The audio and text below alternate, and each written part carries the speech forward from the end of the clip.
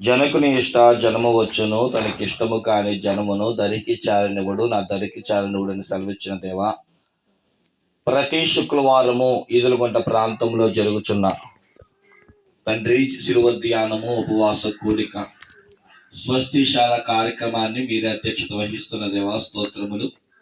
కొద్ది నిమిషములు నీ వాక్య వర్తమానమును వినగోరుచు అల్పులము అయోగ్యులమైన మమ్మును నీ శిలువ చాటును మరుగుపరిచి మాట్లాడి మీకు మహిమ, నీ బిడ్డలకు దీవెన అనుగ్రహించమని యేసు పరిశుద్ధ నామాన్ని వేడుకుంటున్నా మా పరమ తండ్రి, ఆమేన్. కూర్చోండి. మన ప్రభువును రక్షకుడైన యేసుక్రీస్తు వారి అతి శ్రేష్టమైన నామమునకు మహిమ కలుగును గాక. ఒకసారి రెండు చేతుల పైకెత్తి దేవునికి స్తోత్రం చెప్దాం. హల్లెలూయా. చాలా మంచిది. కొద్ది నిమిషములు దేవుని వాక్యాన్ని మనం విందామండి. మన గురువారము బుధవారం రాజ్ కుమార్ భారతి భార్య భర్తలను ప్రేమించి వారి గృహములో మరి 2026 సంవత్సరము కృతజ్ఞత గృహ కూడికను జరిగించుకున్నాం.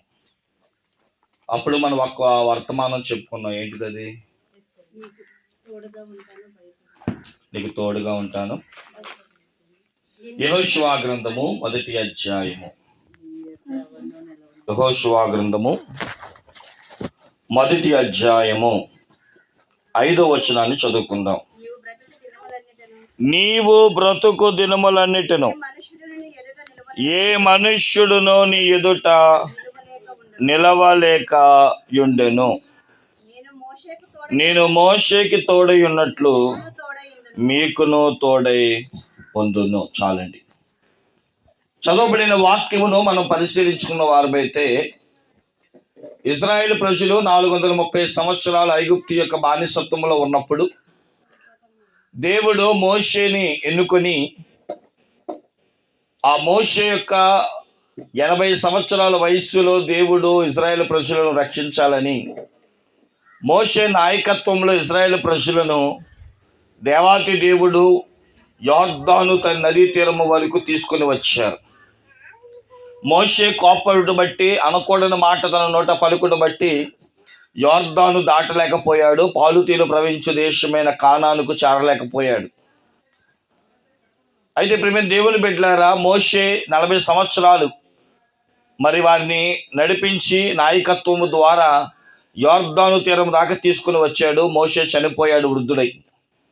120 సంవత్సరాల వృద్ధాప్యంలోకి వచ్చిన మోషే చనిపోయినప్పుడు ఇజ్రాయేల్ ప్రజలు 40 రోజులు ఏడ్చారంట. మా తర్వాత నాయకుడు ఎవరు, మమ్మల్ని ఈ పాలుతీలు ప్రవహించే దేశములకు నడిపించేవారు ఎవరు అని చెప్పి మమ్మల్ని అర్ధాంతరంగా వదిలేసావా అన్నట్లుగా మరి దేవుణ్ణి ప్రార్థించి కన్నీరు కార్చగా దేవుడు మరొక నాయకుడిని నిలబెట్టాడు. అతని పేరు యెహోషువ. ప్రియమైన దేవుని బిడ్డలారా, యెహోషువ ఎంతో భయాలతో కూడి ఉన్నాడు. ఎందుకంటే యెహోషువ మోషే యొక్క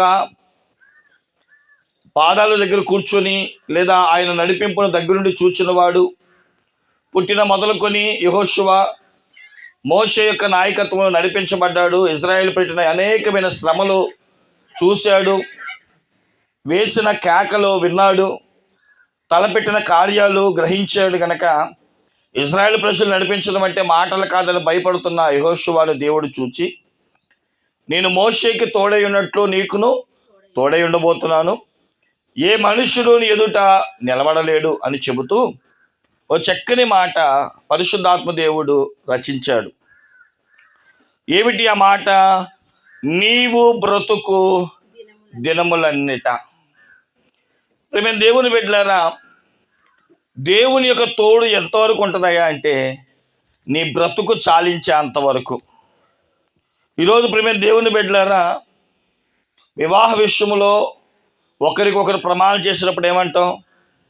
మాకేం తెలుసు పాస్టర్ గారు, ఆ టైంలో అందరూ ఫోటోలు తీస్తూ ఉంటే ఆ ఫోటో పిచ్చిలో నేను ఉన్నాను. పెళ్లి కూతురు ఎలా ఉందా అని చూసేవాళ్ళు, పెళ్లి కొడుకు ఎలా ఉందా అని చూసేవాళ్ళు. ఇక ఆదిలోనే ఉన్నాం. మా ఆయన ఏం చెప్పాడో కూడా నేను సరిగ్గా వినలేదండి అంటారా? కష్టం వచ్చినా, నష్టం వచ్చినా, బాధ వచ్చినా, వ్యాధులు వచ్చినా, కన్నీరు వచ్చినా, రా, నువ్వు చనిపోయేదాకా నేను నీకు తోడుగా ఉంటాను. అన్నిటికీ నా గొంతులో ప్రాణమైన పోవాలి, లేదా నీ గొంతులో ప్రాణమైన పోవాలి, అంతవరకు నేను నీకు తోడుగా ఉంటాను అంటారు. ఓ సంవత్సరం వివాహమైన తర్వాత దెబ్బలాట్లు వస్తే నువ్వు నాకొద్దు, నువ్వెవరో నేనెవరో, నీ పనేది నువ్వు చూసుకో, నా పనేది నువ్వు చూసుకో అని ఏమండి పరిత్యాగ పత్రిక, అంటే విడాకులు అనకూడదులే, పరిత్యాగ పత్రిక ఇచ్చి ఎవరికైనా వదిలించుకునే రోజులు ఇవి. కానీ దేవుని వాక్యము సెలవిస్తుంది, ఆయన మాట ఇస్తున్నాడు. ఆయన పేరు ఇమ్మానుయేలు, ఆయన సదా తోడై ఉన్న దేవుడు.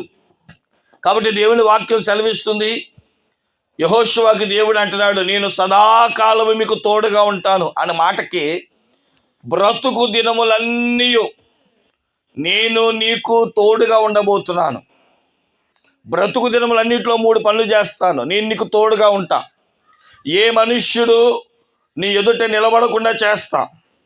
అంత మాత్రమే కాదు, నేను బ్రతుకు దినములన్నిటిన నీ పక్షమున నేను ఉండబోతున్నాను అనే మాటలు మనం చూస్తాం. బ్రతుకు దినములు. ప్రియమైన దేవుని బిడ్డలారా, ఈ వాగ్దానము చాలా శ్రేష్టమైనది. కాబట్టి ఈరోజు ఆ బ్రతుకు దినములన్నిటి అనుభవాన్ని గురించి నేను చెప్పాలని ఆశపడుతూ ఉన్నాను. మొన్న చెప్పాను, దేవుడు ఏ మనుష్యుడు ఎదుట నిలవబడతాడు అంటే ప్రార్థన చేసేవారి జీవితంలో, దేవుని స్తుతించే వారి జీవితంలో, యేసు క్రీస్తు రక్తంలో కడిగబడిన వారి జీవితంలో, అలాగే విశ్వాసము కలిగిన వారి జీవితంలో దేవుడు తోడుగా ఉంటాడు అనుకున్నాం. నిజంగా అలాంటి దేవుడు తోడుగా ఉంటే, లేదా ఏ మనుషుడు మన ఎదుట నిలబడకుండా ఉండాలి అంటే, దేవుడు మన జీవితకాలం అంతయు కూడా ఇదిగో ఇట్టి పనులు ఎవరైతే చేస్తారో అట్టి వారికి దేవుడు సహకారుడుగా ఉంటాడు. అయితే బ్రతుకు కాలం అంతా జరిగే కొన్ని విషయాలు క్లుప్తమైన సందేశంతో నేను ముందుకు సాగిపోతూ ఉంటాను. చూడండి, దేవుడు అంటున్నాడు, వాగ్దానం ఇస్తున్నాడు, నేను బ్రతుకు కాలము ఉండగలిగిన దేవుడును. మనందరికీ తెలుసు, క్రిస్మస్ వచ్చినప్పుడు కూడా ఇమ్మానుయేలు అని పెట్టుకుంటాం. ఇమ్మానుయేలు అనే మాటకు భాషాంతరము తోడు అని. అంత మాత్రమే కాదు, యేసుక్రీస్తు ప్రభువారు ఆయన ఆరోహణమవుతున్న సమయంలో కూడా మత్తయి సువార్త 28వ అధ్యాయం 20వ వచనములో సదాకాలము నేను మీకు తోడుగా ఉంటాను అని వాగ్దానం చేసినట్లుగా కూడా మనం చూస్తున్నాం. మన దేవుడు ఒక మాటలో చెప్పాలంటే తోడై ఉండే దేవుడు అనే మాట మనం చెప్పుకోవచ్చు. అయితే ఏ విషయాల్లో తోడుగా ఉంటాడు, లేదా ఇంకో మాట చెప్పంటారా, ఎవరైనా నీ దగ్గరికి వచ్చి ఏమంటే నీ భర్త నీకు తోడుగా ఉంటే ఏముంటుంది అన్నాం అనుకోండి, ఏం చెప్తారు మీరు? మీ ఆయన మీకు తోడుగా ఉంటే ఏం జరిగింది? ఈ మధ్యలో కాబట్టి ఈ మాట నేను ప్రస్తావించకూడదు, కానీ ఎందుకు వచ్చిందో, మగవాడు తోడు పడక దాకే అందంట. ఇంకంటే అంత నాకు అక్కర్లేదు, నా పని ఏదో, నా కష్టం ఏదో నేను పడతాను, నా బాధ ఏదో నేను పడతాను, నాకు భయం వేసినప్పుడల్లా నా పక్కలో ఉంటే చాలా ఆయన, అంతే, అంతవరకే ఆయన నాకు తోడు అంటుంది.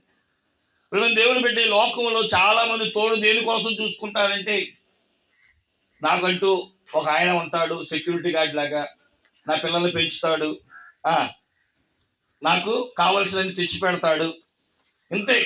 కానీ దేవుడు మనకి బ్రతుకు కాలం అంతా తోడుగా ఉంటే ఏం జరుగుతుందో ఒక 3-4 విషయాలు చెప్పి నేను ముగించేస్తాను. చూడండి, మొట్టమొదటిగా మనం చూస్తున్న వారమైతే ఇదే యెహోషువ గ్రంథము 4వ అధ్యాయము 14వ వచనం. యెహోషువ గ్రంథము యెహోవా ఇశ్రాయేలీయుల ఎదుట యెహోషువను గొప్ప చేసెను గనుక వారు మోషేను గౌరవపరిచినట్లు అతని బ్రతుకు దినములన్నిటిన అతనిని గౌరవపరిచి లేదా గౌరవించిరి. ఇప్పుడు మేము దేవుని బిడ్డలారా, మనందరికీ తెలుసు, ఇశ్రాయేలీయుల ప్రజలను నాయకత్వములో యెహోషువని దేవుడు నిలబెట్టాడు. యొర్దాను దాటి తీరాలి. అయితే మీ అందరికీ తెలుసు, యొర్దాను అనేది చిన్న కాలవే, నదే, కానీ దాంట్లో నుంచి నడిచి వెళ్ళాలి అంటే దాని ప్రవాహం గొప్పదంట. అడుగు పెడుతుంటే లాగి వేసుకుంటుంది. ఎంతో మంది బలవంతులు గొప్పవారని పిలువబడిన వారు యొర్దాను దాటలేకపోయారు. యొర్దాను అంటే లోకానికి సాదృశ్యం. లోకపు ఆశలు మనిషిని పట్టి లాగివేసి ఈడ్చి పాతాళానికి పడివేసే దినాల్లో మనం ఉన్నాం. అయితే దేవుడు వాక్కు యెహోషువకి దేవుడు చెప్తున్నాడు, మీరు 3వ అధ్యాయము 5వ వచనం కానించి 15వ వచనం వరకు చదువుకుంటే ప్రేమ దేవుని బిడ్డలారా, యోర్దాను ఎలా దాటి తీరాలో దేవుడు చెబుతూ యెహోషువతో అంటాడు, ఇదిగో రేపొద్దున చెప్పు, అందరికి చెప్పు, ఏమనంటే నేను రేపొద్దున మీ మధ్య అద్భుతం చేయబోతున్నాను. అలాగే దేవుడు మోషే యెహోషువకి చెప్పినప్పుడు యెహోషువ అంటాడు, ఇదిగో రేపొద్దున దేవుడు అద్భుతం చేయబోతున్నాడంట, అందరూ సంసిద్ధిలో ఉండండి.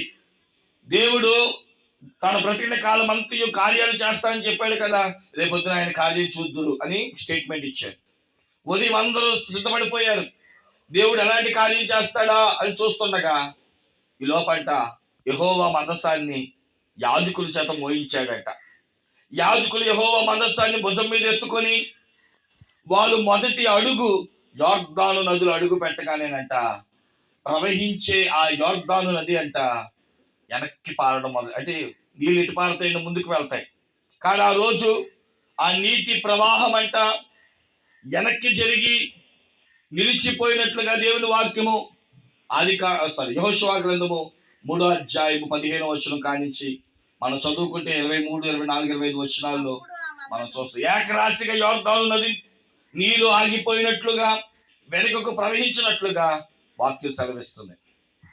ఎప్పుడైతే అద్భుతం చూశారో అందరూ యోర్దాను తీరం దాటారో, అమ్మో నిజంగా దేవుడు నీకు తోడై ఉన్నాడు. మోషేని ఎందుకు గౌరవించారు ఆ రోజు? ఏమండి, మోషేని ఎందుకు గౌరవించారు?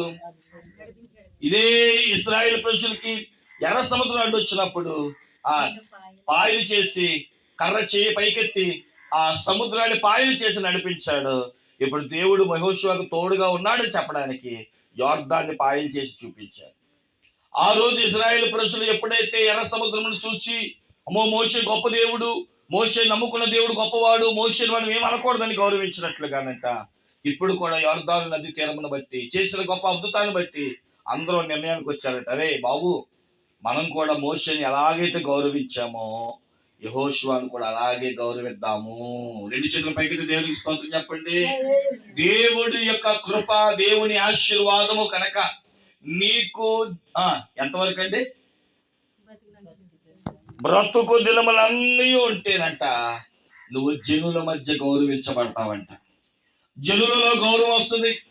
ఈరోజు గౌరవం కోసం వెంపర్లాడుతున్నారు, పదవుల కోసము, సన్మానాల కోసము, దండల కోసము, మనుషుల దగ్గర గుర్తింపుల కోసము పరిగెడతా ఉంటే దేవుడేమోనంట అట్టి వాటికి దూరంగా ఉన్న వాడికి ఏమిస్తాడంటే ఎక్కువ గుర్తింపును, గౌరవాన్ని.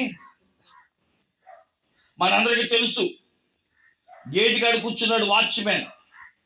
ఆలోచన చేయండి, వాచ్మెన్ చంపాలని ప్రయత్నిస్తున్నాడు మంత్రి గారు. ఒకసారి రాజుగారికి నిద్ర పట్ల ఆయన గ్రంథాన్ని తెప్పించి చదువుకున్నాడు. ఈ లోపు తను ఎవరో చంపాలనుకుంటున్న వారి గురించిన సమాచారం విన్నప్పుడు, మరి ఈ యొక్క సందేశం ఇచ్చిన వాడికి మనం ఏం చేశాము అంటే మనం ఏమీ చేయలేదు అని. అదేంటి ఏమీ చేయకపోవడం ఏంటి అని ఆలోచిస్తుండగా ఎవరో వచ్చి చెప్పారంట, మంత్రి గారు వచ్చి బయట నించున్నారండి అని. సరే మంత్రి గారు లోపలికి రమ్మని చెప్పండి అన్నప్పుడు మంత్రి గారు లోపలికి వస్తారంట హామాను. వెంటనే హామాను చూసి అంటాడు రాజు అహర్షరోసు, అయ్యా రాజుని గౌరవించిన వాడిని, లేదా రాజుని బ్రతికించిన వాడిని, రాజుకి గొప్ప చేసిన వాడిని మనం ఏం చేయాలి అని అడిగితే ఈయన అనుకున్నాడంట, నన్ను తప్ప ఇంకెవరిలే గౌరవించేది దేవుడు, నన్ను కాబట్టి ఇంకెవరిని గణపరిచేదని చెప్పి, అయ్యా రాజుగారు వస్త్రాలు వేయండి, రాజుగారు గుర్రం మీద తెప్పండి, రాజులు సన్మానించినట్లుగానే అతన్ని సన్మానించండి అనగానే నువ్వు వెళ్ళి అదే పని చేయన్నాడు. శత్రువైన మొద్దుకాయని గుర్రం ఎక్కించి రాజు వస్త్రాలు తొలగించి హారములు చేయించి ఏమంటాడంటే రాజుతో సమానమైన గౌరవాన్ని ఇప్పించాడు. ఎస్తేరు గ్రంథంలో మనం చూస్తాం. ప్రేమ దేవుని బిడ్డలారా, గమనించండి. ప్రేమ దేవుని బిడ్డలారా, గణపరచాలన్నా గొప్ప చేయాలన్నా ఎవరు చేయాలి? దేవుడే చేయాలి. ఇప్పుడు దేవుని వాక్యం ఈరోజు మాకిస్తున్నాడు దేవుడు. నీ ఊరిలో కానీ, నీ సంఘములో కానీ, నీ పేటలో కానీ నువ్వు బ్రతికినంత కాలము దేవుడు నీకు తోడుగా ఉండాలి అనుకుంటే, నువ్వు ప్రార్థనాపరుడు అయితే, నువ్వు దేవుడిని స్తుతించేవాడు అయితే, బాప్తిసం పొందిన వాడు అయితే, విశ్వాసం ఉన్నవాడు అయితే, ఇదిగో దేవుడు అన్నాడు, నీ ఉంటున్న గ్రామంలోనే, నీ ఉంటున్న ప్రాంతంలోనే నీ దైవజనుడికి కలిగిన గౌరవం, నీ యొక్క అభిషక్తునికి ఉన్న గౌరవం రానున్న తరంలో అంటే ఎవరికి వస్తుంది? ఎవరికి వస్తుంది? అబ్బా, నాకు వస్తుంది అనుకోండి అమ్మా, ఎవరికి వస్తుంది? గమనించండి ప్రియమైన దేవుని బిడ్డలారా, మొదటి అనుభవం ఏంటి అని తెలుసా? మనం ఎప్పుడైతే ప్రార్థనా పరుడుగా ఉంటామో, ఎప్పుడైతే వాక్యాన్ని బాగా చదువుతామో, ఎప్పుడైతే విశ్వాసాన్ని కలిగి ఉంటామో, ఎప్పుడైతే స్తుతించే అనుభవంలోకి వస్తామో, దేవుడు మనకు తోడుగా ఉంటాడు కదా. బ్రతుకు కాలం అంతా కూడా దేవుడు మన పట్ల ఏం చేస్తాడో తెలుసా? మీ అయ్యగారికి ఇచ్చిన గౌరవమే నీకు కూడా వచ్చేటట్లుగా. మీ నాన్నకున్న గౌరవం ఇప్పుడు నీకుందా? కొంతమంది ఉంటారండి, తండ్రి గౌరవాన్ని పిల్లలు చెడగొట్టుకుంటా ఉంటారు. దావీదుకున్న గౌరవం సొలొమోను పోగొట్టుకున్నాడు. సొలొమోనుకున్న గౌరవం రెహబాము పోగొట్టుకున్నాడు. అలా తగ్గిపోతుంది ఈరోజు చాలా మంది జీవితంలో. తండ్రుల యొక్క గౌరవం పిల్లలకి, పిల్లల గౌరవం బిడ్డలకి రాకలా. కారణం ఏమంటారు? తండ్రిలా నడవట్ల. బాగా చెప్పారు.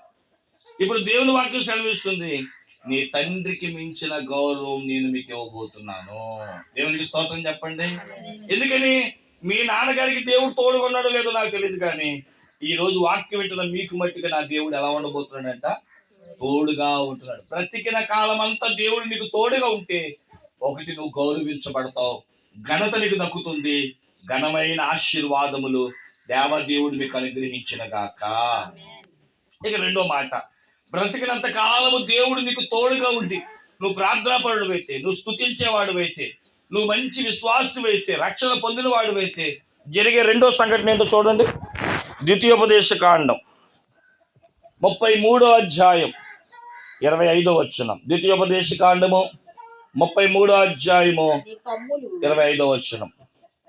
నీ కమ్మలు ఇనపవియు ఇత్తడివై ఉండును, నీ బ్రతుకు దినములలో నీకు విశ్రాంతి కలుగును. ప్రియమైన దేవుని బిడ్డలారా, చదవబడిన మాట మనము గమనించగలిగిన వారమైతే దేవుని వాక్యం సెలవిస్తుంది.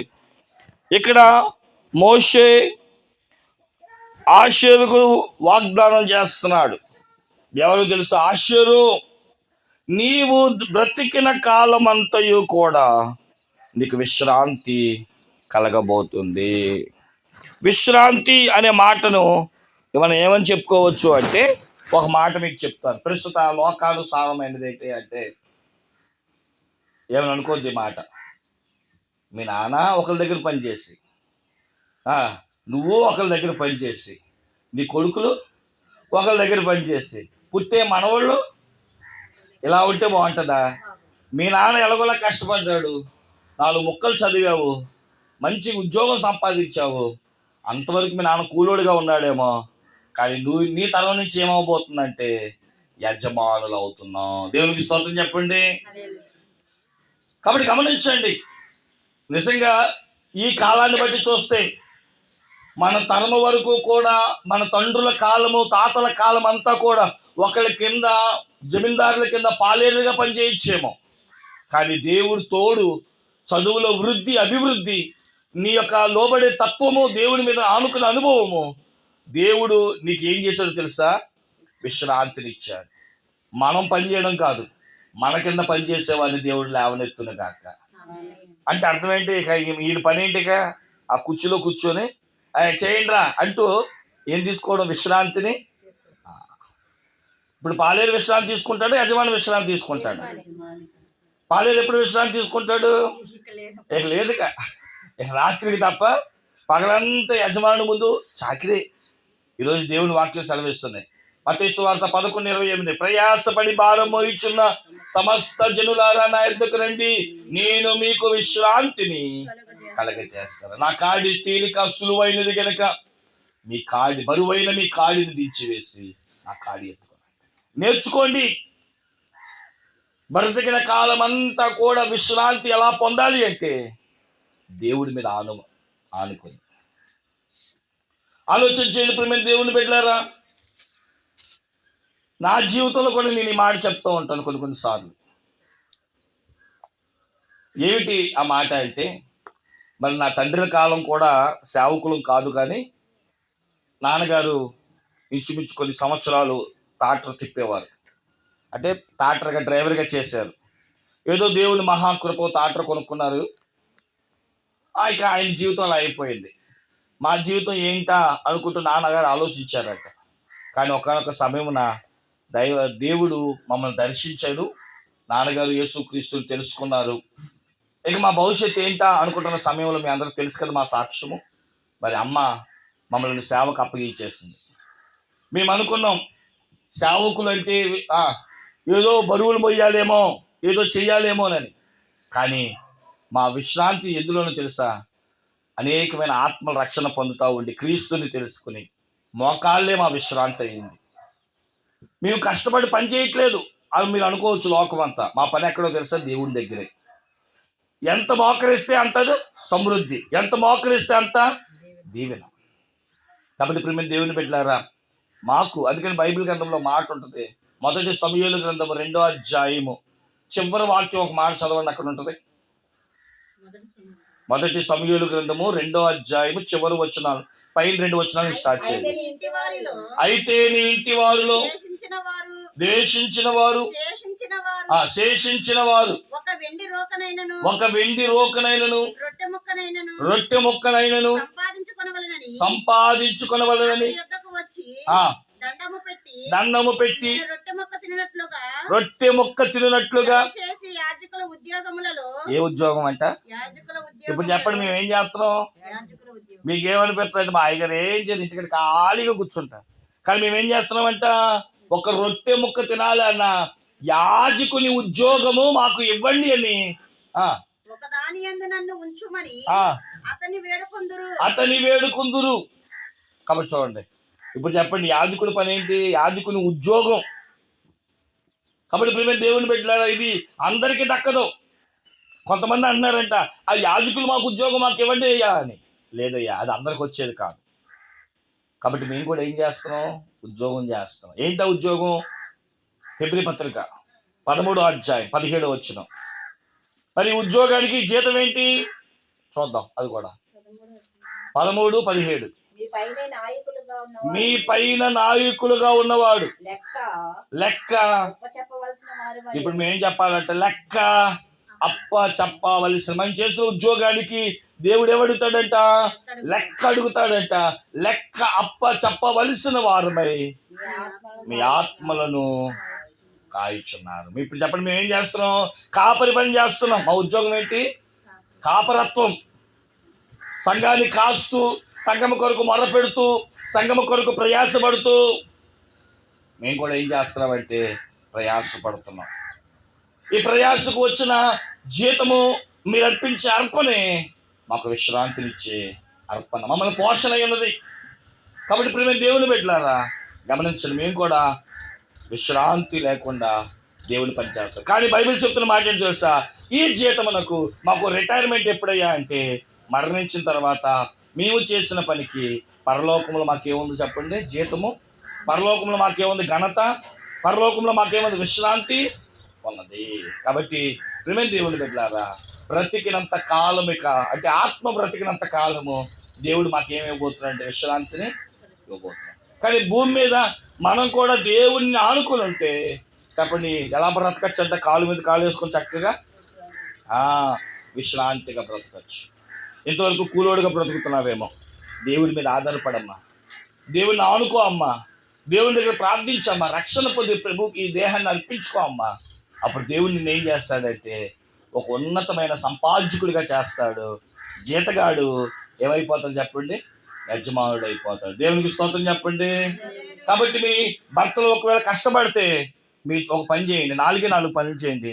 1 బాప్తిసం పొందండి, 2 ప్రార్థన చేయండి, 3వది దేవుని స్తుతించండి, 4వది దేవుని మీద ఆధారపడి విశ్వాసం కలిగి ఉండండి. ఈ 4 ఉంటే ఏ మనుషుడిని ఎదుర్కొ నిలబడలేడు, ఏ అప్పులోడు నీ ముందు నిలబడలేడు, ఏ సమస్య నీ ముందు నిలబడలేదు. లాభప్రాప్తి కలుగుతుంది, దేవుని తోడు ఉంటుంది, ఊర్లో గౌరవం వస్తుంది, కాలు మీద కాలు వేసుకునే రాజరికము. ఏమండి, పేదవారు ఎంతోమంది ఉన్నవారు అవలేదా? దేవుడు చేయలేదా? మరి నీ భర్తను చేయడా? కాబట్టి బ్రతికినంత కాలం కాలు మీద కాలు వేసుకుని కూర్చోవాలంటే ఇప్పుడు కాసేపు మోకాళ్ళు వేయాలి. చెప్పండి, ఏం వేయాలి? మోకాళ్ళు వేయాలి. కాబట్టి నీ మోకాళ్ళు వేస్తేనే నా సేవ అయిన అభివృద్ధి అయింది. మీరు మోకాళ్ళు వేస్తే మీ కుటుంబం అభివృద్ధి.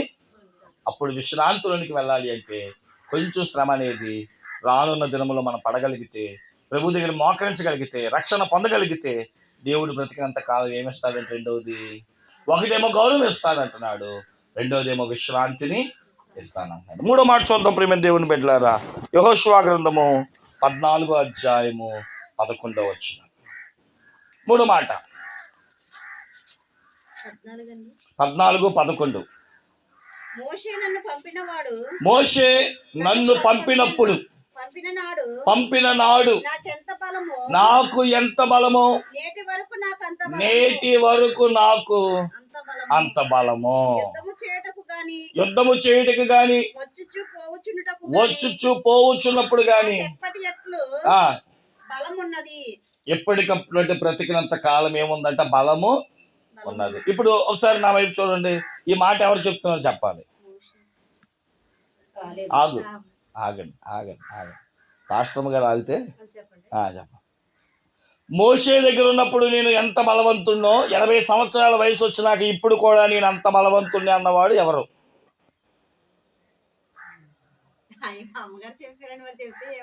ఏమైంది? కాలేబు. రైట్, కాలేబు సాక్ష్యం ఇస్తున్నాడు. ఏంటో తెలుసా? మోషే ఉన్నప్పుడు నాకు ఎంత బలమో. మోషే గారి దగ్గర ఉన్నప్పుడు యవనస్తుడు.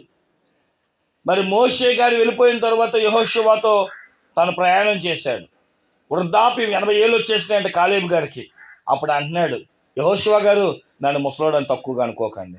మోషే గారు ఉన్నప్పుడు ఎంత బలమో 80 సంవత్సరాలు వచ్చాక కూడా నాకు అంతే ఉందా బలం? మనకి ఉందంటారా? 80 ఏళ్ళు బలవంతుడిగా ఉంటాడా? చెప్పాలి. 80 ఏళ్ళ ముసలోడు బలవంతుడిగా ఉంటాడా? బలంగా ఉంటాడా? అంటే 40 ఏళ్ళకే కాళ్ళు పట్లు పట్టేసి నడవలేని పరిస్థితి, నడాలి నొప్పులు. బాగా చెప్పారు. కానీ ఈ బలం దేని బలం అయ్యా అంటే శారీర బలం కాదండి, ఆత్మీయ బలం. చెప్పండి, ఏ బలం అంట?